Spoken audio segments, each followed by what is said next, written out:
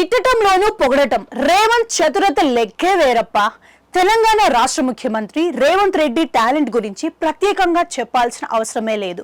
ఆయన మాటల్లో కొన్నిసార్లు కేసీఆర్ ను మించిపోవడం కనిపిస్తుంది. విషయాలపై అవగాహన, అదే సమయంలో రాజకీయంగా తిట్టిన తిట్టు తిట్టకుండా తిట్టాలంటే రేవంత్ తర్వాతనే ఎవరైనా. నిజానికి ఆయనకున్న ఆ టాలెంటే ఆయనను ఎక్కడికో తీసుకెళ్లాల్సిందని చెప్పాలి. తాజాగా సాగుతున్న సార్వత్రిక ఎన్నికల్లో దేశంలో మరే కాంగ్రెస్ నేత మాట్లాడుకోలేనంత ఘాటుగా రేవంత్ మోడీ పరివారంపై విరుచుకుపడుతున్నారు. అదే సమయంలో బ్యాలెన్స్ మిస్ కాకుండా జాగ్రత్తలు తీసుకోవడం కనిపిస్తుంది. నిజానికి జాతీయ స్థాయిలో మోడీ మీద విమర్శలు గుప్పించే విషయంలో కాంగ్రెస్ అగ్రనాయకత్వం తడబడుతుంటే అందుకు భిన్నంగా రేవంత్ మాత్రం విరుచుకుపడుతున్నాడు.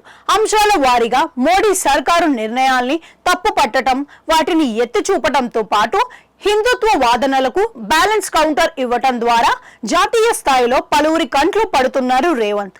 ఓవైపు మోడీని టార్గెట్ చేస్తున్న తెలంగాణ ముఖ్యమంత్రి, మాజీ ముఖ్యమంత్రి కేసీఆర్ కు కౌంటర్ మీద కౌంటర్లు వేస్తూ షాకులు ఇస్తున్నారు. ఆసక్తికరమైన విషయం ఏంటంటే, ఓవైపు కేసీఆర్ ను పూచుక పుల్ల మాదిరి తీసేస్తూనే మరోవైపు మోడీని తిట్టినట్లే తిట్టి పొగడేస్తున్న వైనం ఆసక్తికరంగా మారింది. తెలంగాణ కాంగ్రెస్ పార్టీని అధికారంలోకి తేవటానికి క్రికెట్ పరిభాషలో చెప్పే ప్రయత్నం చేశారు.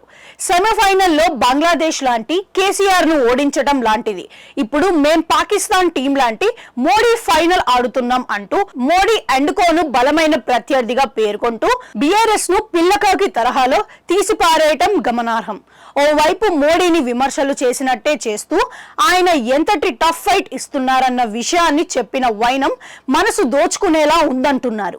సాధారణంగా విమర్శలు చేసే వేళలో నోట్లో నుంచి వచ్చే మాటలు తర్వాతి రోజుల్లో డ్యామేజింగ్ గా మారుతుంటాయి. అలాంటి పరిస్థితి రాకుండా రేవంత్ అప్రమత్తంగా ఉంటున్నారు.